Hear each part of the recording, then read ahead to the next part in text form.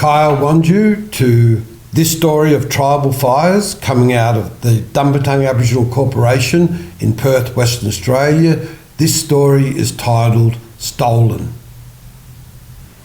There are no sheets on the beds.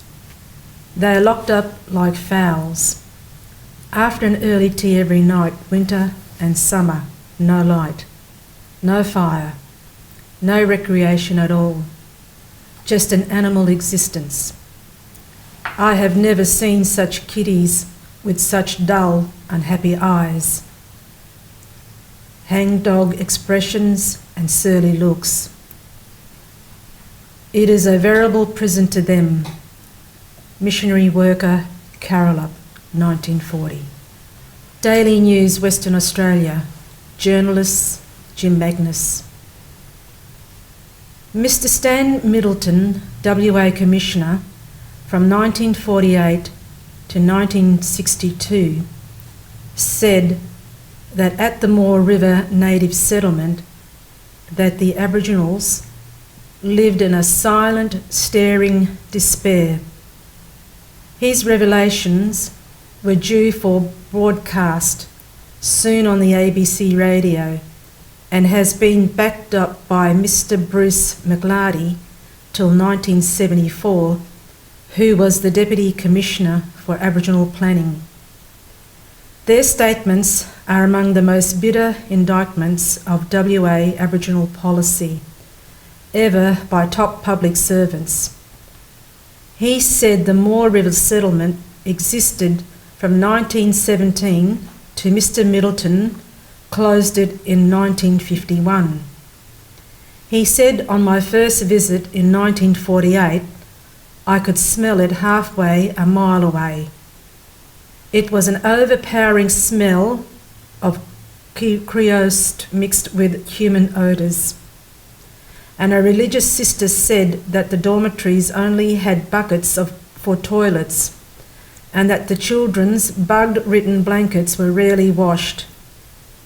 He stated that the government used this mission as a dumping ground for unwanted natives. The only food available was called scrap, which was dripping on bread and eaten 3 times a day. We've talked briefly in the past in all of the episodes about the effects of the stolen generation and the devastation that these policies have had on our people and the ingrained trauma in which our people have suffered from these policies. I want to, in this episode, speak specifically about a program, a tender, that myself and Selena run from 2007 to 2011. It was a tender through the government program Redress. Redress was set up to compensate all people, but particularly Aboriginal people to whom were taken away, stolen from their biological mothers and fathers and put into missions right across the south part of Western Australia. It was a part of the 1905 Native Welfare Act that gave a legislative law for the Australian government and the West Australian state governments to remove children through a law and to place those children after removing them from their mothers and fathers, and this was a forced removal, into missions that were set up across the southwest.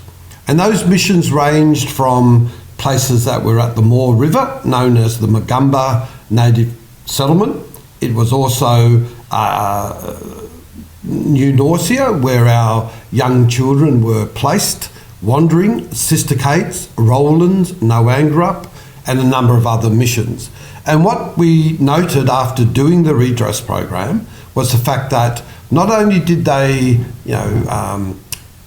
take the young babies and children from their mothers and their fathers, but predominantly from their mothers, even while suckling on the mother's breasts for their feed and what they needed, which was the mother's milk, ripped out and from the mother's arms and placed into the missions, and all of the other siblings of that child or that baby were also taken from the families and they were placed in missions, but they were separated So the siblings were separated into, like the missions. A sister would go to Magumba, a brother to Sister Kate's, another sister to Rowlands, and so on. So what they did was they separated the siblings, and look, these particular policies had a diabolical effect on the lives of our people and ruptured our continuum of culture, our connection to families.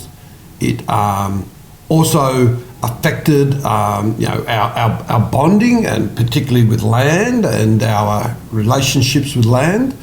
And what it did was it indoctrinated a false alien concept of religious beliefs in their lives, which of course was Christianity. All of these missions were run by church-based denominations.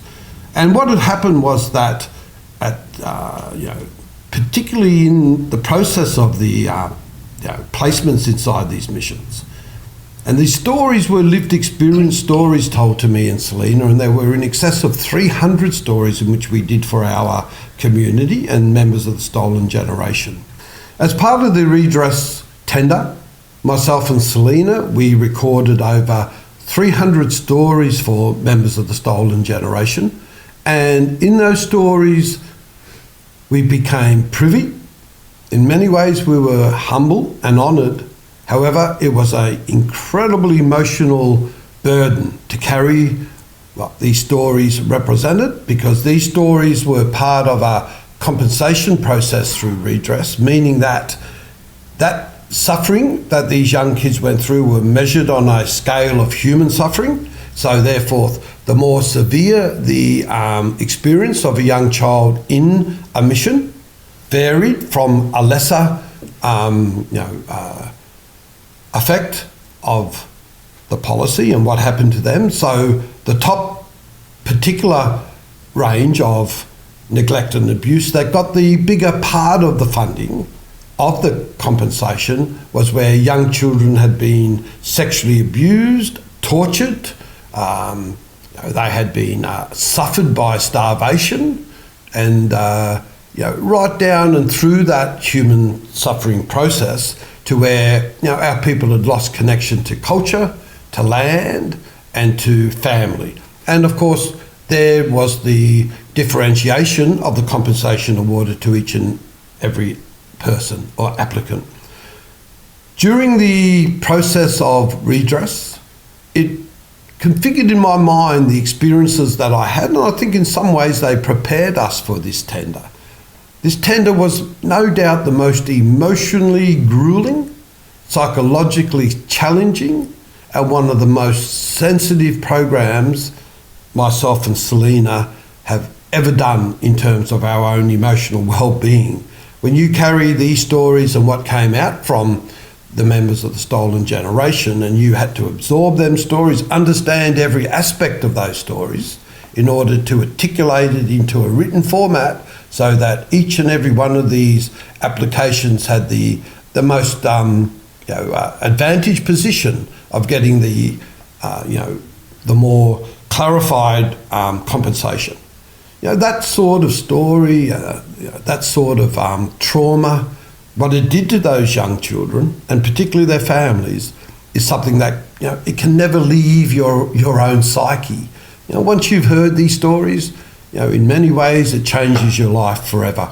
And I think that this episode of Tribal Fires is probably one of the most important episodes in which, to date, Tribal Fires has coordinated and released. The initial connection and experience that I had in relationship to children to whom had suffered as a result of these policies was that when I first started my work in the Aboriginal community, I started it at an organisation called Kalilla in East Perth, and that organisation was established and coordinated alcohol and drug rehabilitation programs.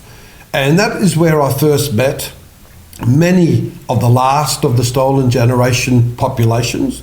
By this stage, at 16 years of age, they were released from the missions and they had made their way into East Perth. That was profoundly the transition area in which a lot of the Stolen Generation members merged into. And that's where they also connected with family and they connected with other Aboriginal people, simply because it was a hub when they were bringing families up from the southwest and in through the midwest into the fringes of the city area. And that's where some of the biggest fringe camps that existed in Perth, in East Perth, were established. And they were commonly known as the Bull Paddock, Miller's Cave, the Starlight Hotel, and the Kiora Stretch. And in a lot of ways, our people were lost to those fringe camps. And when they left the missions at 16 years of age, they were basically given a bob in their pocket and put onto a transport, which was usually one of the old mission trucks. They had barely shoe on their feet, they had little clothing, if any, and they were then dumped literally onto the fringes. So in making their way to these camps, they connected with other Aboriginal people. So I first met this mob, if you like, or the last of the Stolen Generations, when I commenced my work in East Perth. And my first experience with a lot of the mob that were the Stolen Generations was quite a hectic, very frightening experience, really. I saw a population of our people that I didn't have the knowledge or the information of what happened in their life. So I just saw a big mob of Aboriginal people to whom had started and commenced drinking early in their day, and at that time I didn't realise that the Western Australian government gave rights to some of the early openers, we used to refer to them as, or the hotels in East Perth, to open their driveways to serve fortified and strong liquor to the populations of these fringe camps at 6 o'clock in the morning. And of course they weren't selling that alcohol to people from Dalkeith or Peppermint Grove or the affluent middle class suburbs. They were selling it to the fringe dwellers. So by the time I would arrive at work, my place of work, and I worked directly with this population of our people, the intoxication had already taken its effect to where what I witnessed was nothing short of an absolute genocide. And it took me a long time to work out and to understand why this process of the way in which our people were breaking down physically, psychologically and emotionally was due, and why it was happening. And as time went by, I got to know, after many trials and challenges, what the stories of these mobs were. And they were heart-wrenching. They were stories that were indefinable in terms of humanity and what had happened to them. They had left the missions. They were raised by, in a lot of ways, the church staff, priests, brothers, nuns, and others. And they were shown very, very little love in terms of their experiences in the missions. They weren't given the compassion, the care. They weren't given the emotion of love. And I come to understand that when we look at the Stolen Generations, and one of the questions I pose to a lot of people that come through Dumbartung in terms of our conscious training, in particular when I talk to middle class white Australians and in particular women, and I pose the question to a lot of non-Aboriginal women: how would you feel if you were in your circumstances, in your society and communities, that the government had given some authorities the rights to come and take your children away whilst you were basically also breastfeeding your infants, your babies, and then all of your children? And I think what it does initially, it gives non-Aboriginal women the sense of just how distressing and how these sorts of policies would affect them as mothers. And of course, every response is a response of horror and terror, even having to think about this. However, we then talk about what the losses of this policy and what the losses were of these policies. And a lot of people will talk about, you would lose connection to culture, and obviously they did. You would lose connection to family, and of course that was a reality. They were dispersed from their families. You would have a sense of loss of self. So all of these issues that are raised, that is the loss of what happens when a child is taken away and separated from mum and dad and also from their siblings. And one of the things that are really hard for people to contemplate that haven't had this lived experience is probably what is the most heinous part of this strategy, which was that we hear many times from men of faith, singer-songwriters, poets, men of stature, that a lot say is our purpose for living. And that, of course, is love. So when a child is taken away from the mother and the father, split from the siblings, raised up in an alien environment which is cruel and torturous and subject to destroying their humanity, well, of course, then they also are dispossessed from what is one of the most strongest, if not the strongest emotional purpose for life. And all of these great articulators, as we've said, that actually state is our purpose for life, is love.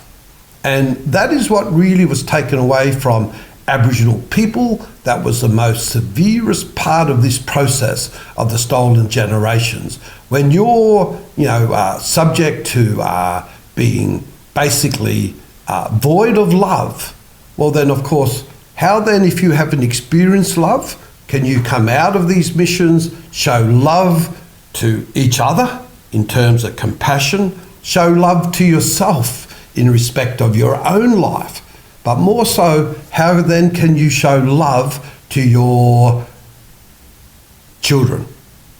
And for your children, if they're not shown love, because that was taken away as part of the stolen generations, how then do they show love to their children? And this is what Aboriginal people refer to as the ingrained trauma, and how long that ingrained trauma may, carry on before we can get to a real place of healing. The process of what these policies did to us as Aboriginal people is, I suppose, the question in relationship to our lives becoming stronger, connected back to culture and identity, and how we merge forward in this world as Aboriginal people.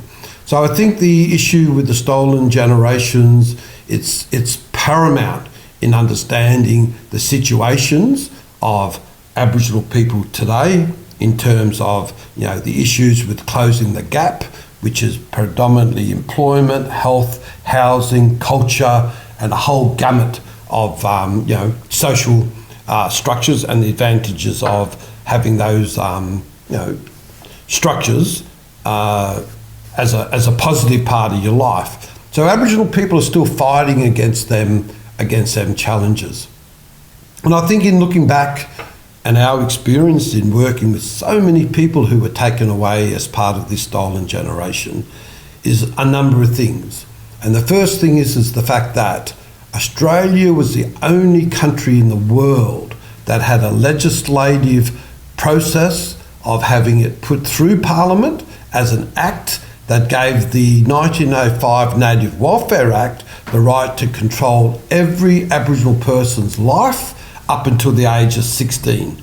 Our people became the property and became the advantage, if you like, of the Australian political structures of how they're controlling this so-called, what they considered, the Aboriginal problem in this country.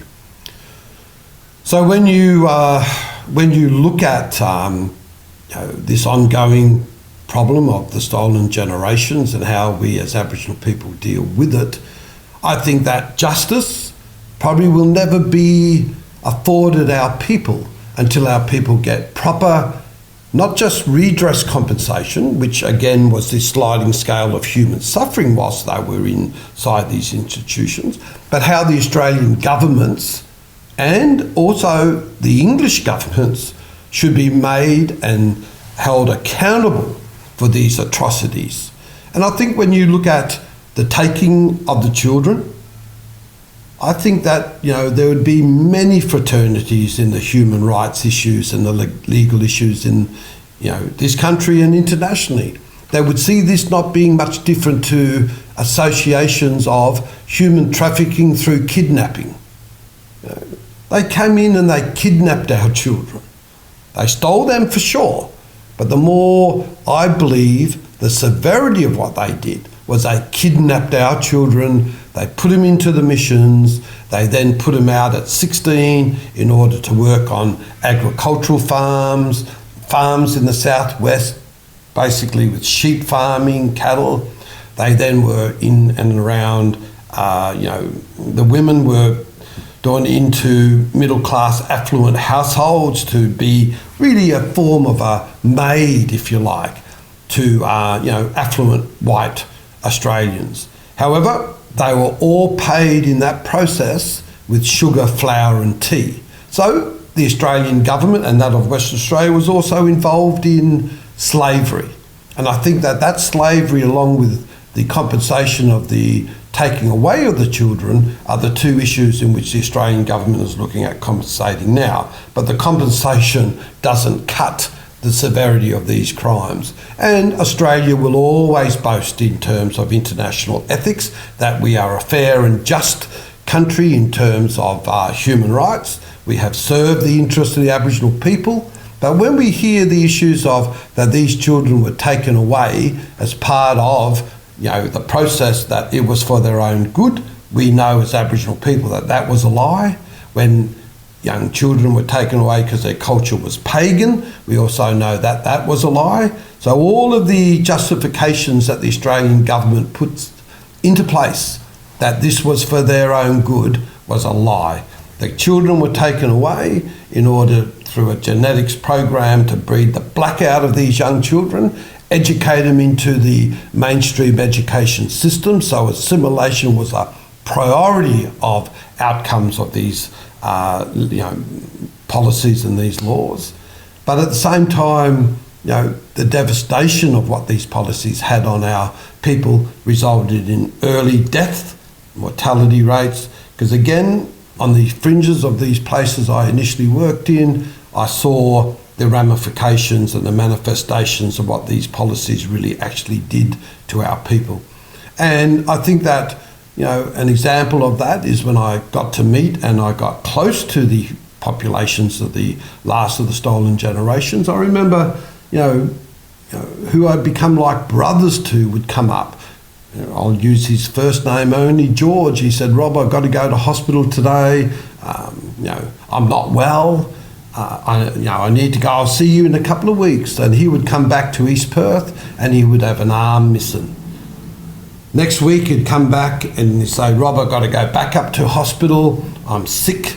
And I'm thinking, well, what's happening with this man? And he'll come back without a leg and an arm. And eventually they took so many limbs off his body that he eventually died. And I didn't realise that it was from a heinous disease called diabetes.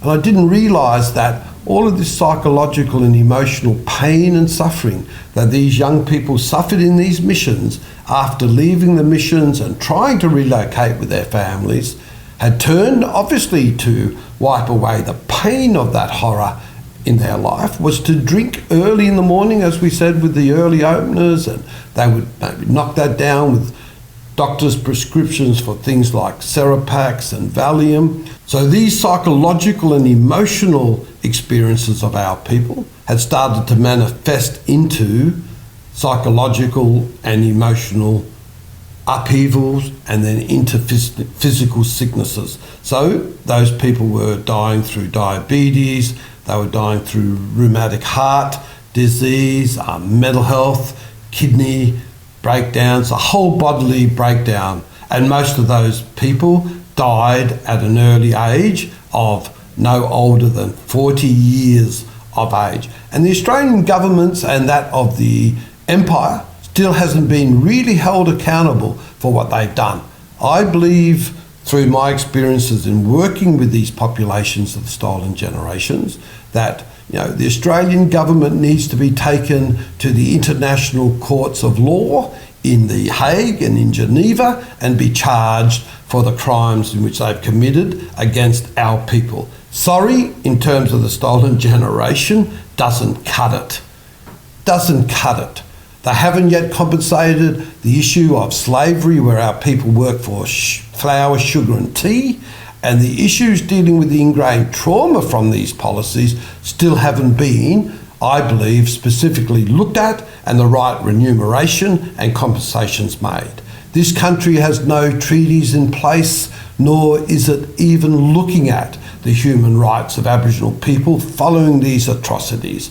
And however, a year ago, thereabouts, the referendum was held in this country in relationship to whether an Aboriginal people should have a valid voice to Parliament in order to be able to look at specifically developing programs to help our people through this ingrained trauma and what's happened historically to our people. And the majority of non-Aboriginal people have said, no, we don't want Aboriginal people to have a voice to Parliament. We don't believe that Aboriginal people should be treated any different to any other Australian. However, being Indigenous people, this being our land, and all these policies and what's happened to Aboriginal people that have affected our lives as Indigenous people have all been placed in order for white Australia to get to the minerals that lay under the ground of our lands in order to, live the life of affluency and privilege in this country through its wealth of its minerals. And yet they're under the ground of the land in which Aboriginal people owned, our right to our ancestral birthright of that land. And look, I just think that the horror of the stolen generations will haunt this country forevermore. But in closing this particular program of Tribal Fires, I wanted to make this program and episode a short story, but try to do the best I could was to be able to descriptively show of the horror of what these policies, but particular the policy of the stolen generation, had on our people, and for our people today to feel victimised in the sense of where, we cry out victim in terms of, and then having that, basically deterred, if you like, or ridiculed even by white Australia, saying, you've got to get over it, time to get over it, it's time to, change your lives and live like the rest of us and have a fruitful life in this country, Australia, the lucky country. Well, the reality of this country was birthed from the bedrock of the genocide of our people. It was built on the bedrock of environmental, pillaging and plundering, and it's been built on the bedrock of a deceitful lie historically, and the stolen generations must be part of the truth-telling process in this country, but not only the generic understandings of the stolen generations, but exactly what the policies and the effects of what happened to these little children in these missions actually had on their lives. And in looking again, in closing the program back over the horrors of the stolen generations, I believe that if this happened to white children anywhere in the world, happened to white Australian young children, imagine the absolute uproar. They wouldn't even get away with that. But they displace, they remove, they create a process of dehumanising our people through genetics, breeding the black out of our people, and it hardly raises a whisper in this country to the point of where, as Aboriginal people, that sensitivity of humanity that should look at these issues in which our people have gone through and suffered, to see what and how white Australia deals with that. I think there lays the issue of their humanity, of their will, and that our history is lost through deceit, and it's now time for us as Aboriginal people to tell our story our way, and through this new evolution of resistance and globalisation, that we don't stop telling our stories, and we tell the most intricate and the most deepest part of the deceitful lies of Australia. May our campfires burn forever.